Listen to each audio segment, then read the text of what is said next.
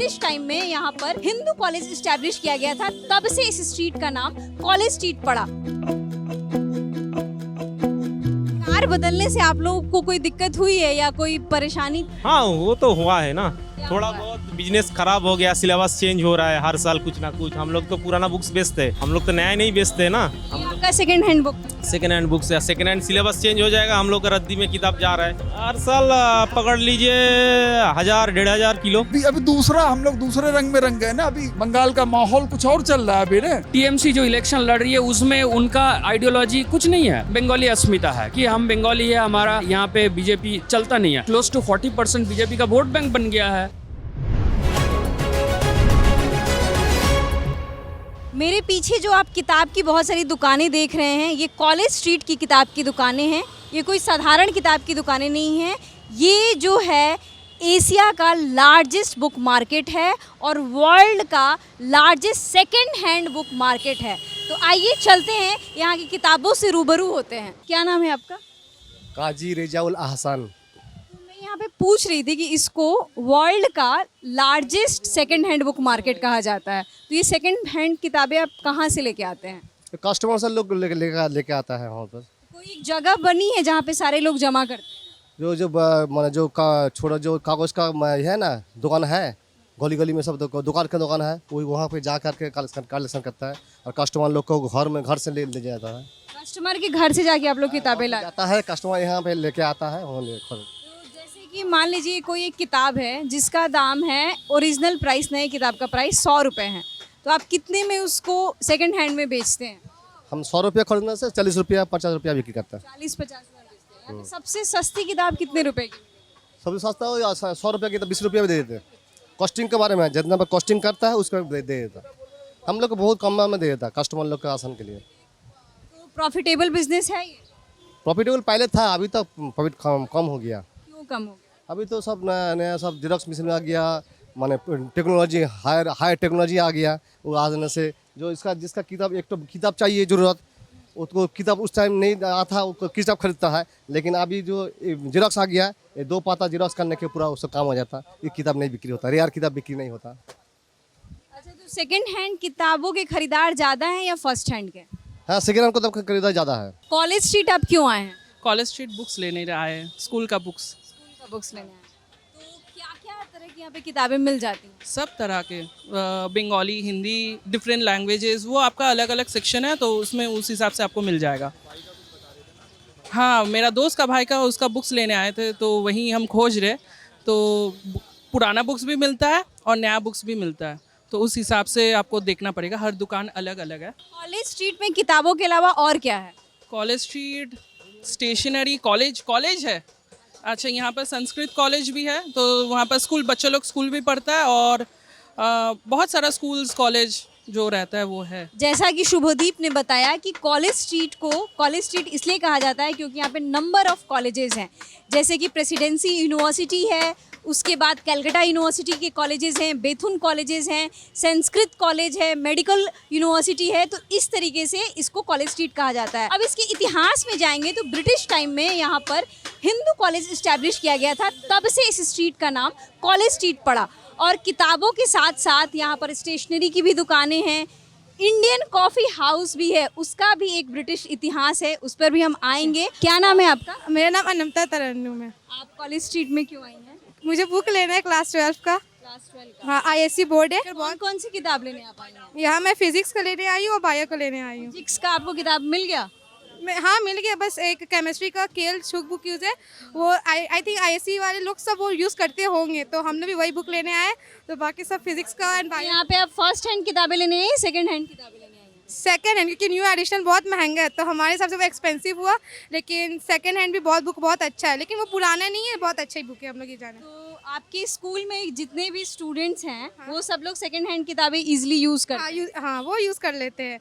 हाँ, क्योंकि हमारे सर ने खुद बोले कि आप लोग सेकंड हैंड लेके पढ़ेंगे तो कुछ अच्छा ही, बहुत अच्छा है, क्योंकि उसमें अभी न्यू एडिशनल में कुछ काट दिया गया है, रिमूव कर दिया गया है।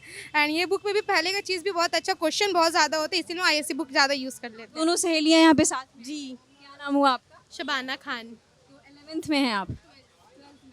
कॉमर्स लिया है, क्या लिया है? साइंस। साइंस लिया है। क्या करना है आगे साइंस से? सोचे तो एविएशन में जाना है। इसमें जाना है एविएशन में। जी। तो आपको एविएशन में क्या करना है उसमें? पायलट का। पायलट बनना है। तो यहाँ पर कॉलेज स्ट्रीट में तो मुझे लगता है पायलट वालों की भी किताबें मिलती होंगी। मिलती है। मेरा दुकान तो है 40 साल। तो 40 सालों में यहाँ पर क्या बदला?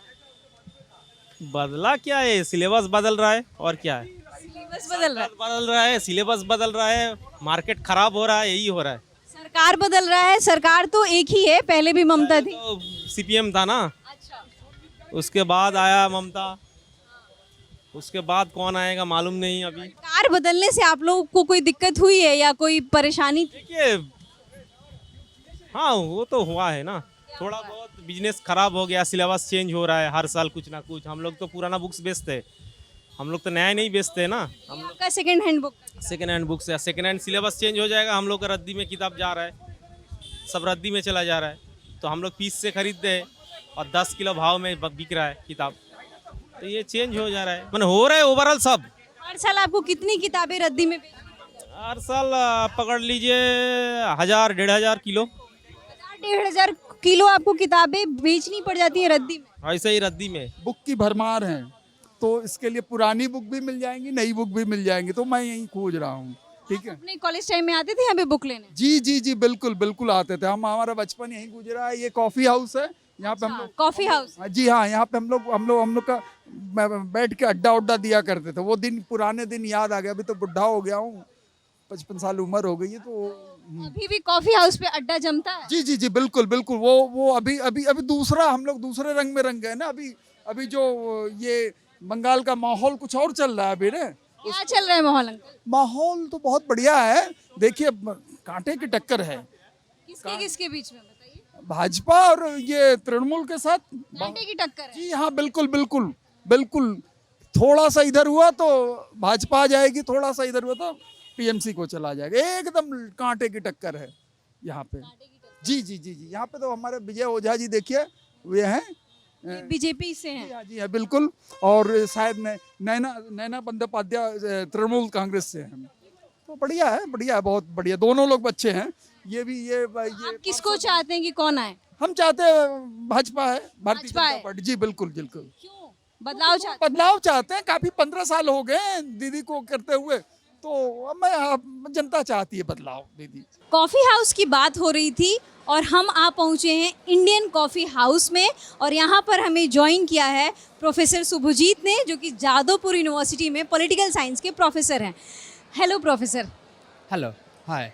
तो क्या है इस जगह का इतिहास? देखिए, इंडियन कॉफ़ी हाउस जो है, ये इसका एक पूरा हिस्टोरिकल बैकग्राउंड रहा है। एक तो ऐसा है कि जो अर्ली 19th सेंचुरी है, तो वहाँ पे जाके ये एक ब्राह्मण समाज का बड़ा नेता था जो कि केशव चंद्र सेन, उनका फादर जो है, उनका जगह था ये जगह। तो वो फिर बाद में केशव चंद्र सेन, उनका जो एंसेस्ट्रल हाउस उनके पास आया। फिर उसके बाद जो है इन लोगों ने इस जगह को जो है, जो क्वीन विक्टोरिया थी, रानी विक्टोरिया, उनका हस्बैंड का जो नाम था अल्बर्ट, उनके नाम पे अल्बर्ट हॉल बन गया था। तो फिर 1940s 50s में, खास करके 42-3 के आसपास में, ये जो है इस जगह का नाम जो है धीरे धीरे बढ़ता गया। और इंडियन जो कॉफ़ी हाउस था, वो कॉफ़ी बोर्ड था, वो बोर्ड जो है इसका नाम कॉफ़ी हाउस रख दिया। लेकिन बाद में इसका जो है बहुत अप एंड डाउन होता रहा इसका, क्योंकि 50s के आसपास जाके जो है ये बंद होने के कगार पे चला गया था, क्योंकि ये जो इस जगह को लेकर के और इस बिल्डिंग को लेकर के एक बड़ा लीगल मसला बन गया था। लेकिन ये दोनों सामने अगर आप देखेंगे, इंडियन कॉफ़ी हाउस के सामने बिल्कुल प्रेसिडेंसी यूनिवर्सिटी है, जो कि पुराना इसका नाम था हिंदू कॉलेज, और ठीक उसके साइड में है कलकत्ता यूनिवर्सिटी, जो कि बंगाल के एक बहुत पुराना जो है हिस्टोरिकल यूनिवर्सिटीज़ है। तो ये यहाँ के जो प्रोफेसर्स लोग हैं, वो बाद में जा कर के जो है ये पूरा एक मूवमेंट किया, रेजिस्ट किया, प्रोटेस्ट किया, और जो है इंडियन कॉफ़ी हाउस को, इसका जो है जो ओनरशिप है, उसको ले करके इन लोगों ने इसको बचाव किया। फिर बाद में ये चीज़ कोर्ट में जाता रहा और ख़ास करके जो ये इसका जो ओनर है वो कोर्ट में लेके गया और फिर बाद में चैलेंज किया। लेकिन यहाँ का जो गवर्नमेंट है बाद में वो प्रेशर में आके एक पॉपुलर प्रेशर बना और प्रेशर में आ करके उन लोगों ने जो है कोर्ट में पार्टी बन के इस जगह को ख़रीद लिया और तब तक यहाँ का एक इंडियन कॉफ़ी हाउस का एक कोऑपरेटिव सोसाइटी टाइप का बन गया। तो गवर्नमेंट ने इसको ख़रीद के इस कोऑपरेटिव को दे दिया। तब से जो है ये कोऑपरेटिव चला रहा है और ख़ास करके इस जगह का जो हिस्टोरिकल जो इम्पोर्टेंस है वो इसलिए बन गया कि बंगाल के जो कल्चर जो कल्चरल जो आइकन्स है, जो पोएट्स है, जो पॉलिटिशियंस है, जो फिल्म डायरेक्टर्स है और जो ख़ास करके सिविल सोसाइटी के जो फेसेस थे, जैसे कि सत्यजीत राय बहुत बड़ा फिल्म डायरेक्टर थे। फिर आपका यहाँ का जो पोएट है सुनील गंगोपाध्याय, ये लोग यहाँ पे आते थे, बैठते थे। इवन सुभाष चंद्र बोस जो एक बड़ा नाम है बंगाल और ईस्टर्न इंडिया का, तो वो भी आते थे, बैठते थे, यहाँ पे गपशप लगाते थे। ख़ास करके जो बंगाल के जो अपर क्लास और एक जो एलीट सोसाइटी है, जो बंगाली भद्रलोक जिसको कहा जाता है, उन लोगों का यहाँ पे एक बहुत जो है एक अड्डा था। मतलब एक इंटरेक्शन करते थे, डिबेट करते थे। तो इस तरह से इस जगह का एक अलग एस्थेटिक बन गया है कि ये जगह जो है इस तरह से इसका जो है एक इम्पोर्टेंस बढ़ता गया इन लोगों के डिस्कशन। और फिर बाद में बंगाल का जो फेमस सिंगर है मन्ना दे, तो उन्होंने एक गान लिख दिया इसके ऊपर कि कॉफ़ी हाउस एर से ही अड्डाटा। तो it's about that he is reminiscing कि कॉफ़ी हाउस में जो अड्डा होता था वो आजकल धीरे धीरे उसका कहीं ना कहीं जो है वो ख़त्म हो रहा है। आपने जैसे बोला कि ये पहले इलीट सेक्शन के बीच में बहुत पॉपुलर था, पर अभी हम देख रहे हैं यहाँ पे हर सेक्शन के लोग हमें दिखाई दे रहे हैं। तो ये चेंजेस कब से आना चालू हुआ?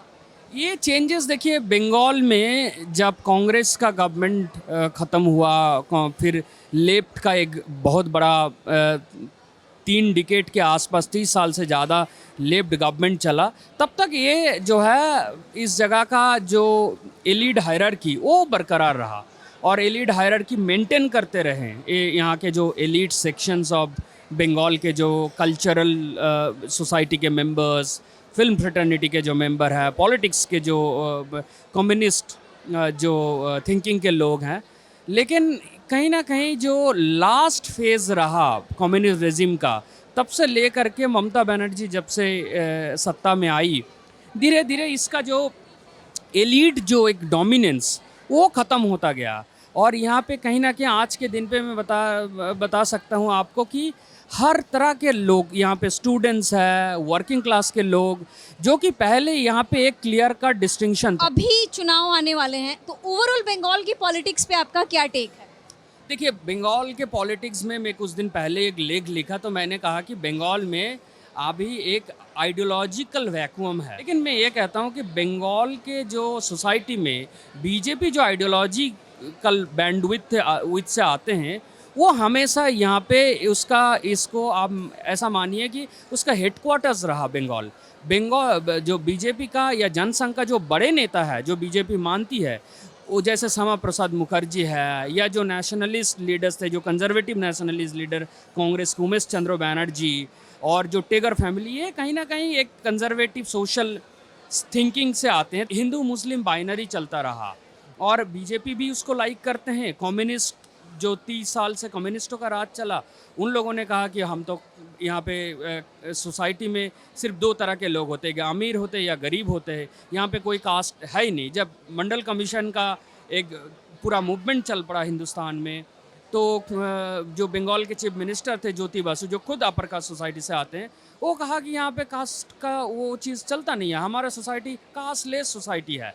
तो इस तरह से धीरे धीरे बंगाल में एक आइडियोलॉजी बनाया गया है, या तो बंगाल में प्रोग्रेसिव है या तो बंगाल में जो है नॉन प्रोग्रेसिव आइडियोलॉजी है। तो अभी लेकिन इस तरह का जो एक हिपोक्रेसी है, ये मैं कहता हूँ कि एक कैमोफ्लेजिंग है। बंगाली जो पोलाइट अपर कास्ट भद्रलोक का, ये कैमोफ्लेज करके बंगाल में जो एक थर्ड ऑल्टरनेटिव, जो कि एक दलित, आदिवासी, बैकवर्ड क्लासेस का, वो कभी ना आने देने के जो एक षड्यंत्र है, वो इस तरह के आइडियोलॉजी के थ्रू से, अभी देखिए टीएमसी जो इलेक्शन लड़ रही है उसमें उनका आइडियोलॉजी कुछ नहीं है, बंगाली अस्मिता है कि हम बंगाली है, हमारा यहाँ का ज़मीन अलग है, यहाँ पे बीजेपी चलता नहीं है। लेकिन यहाँ पे बीजेपी का बहुत बड़ा, BJP more than close to 40% BJP का वोट बैंक बन गया है, चाहे वो सत्ता में ना आ सके पास द पोस्ट सिस्टम की वजह से।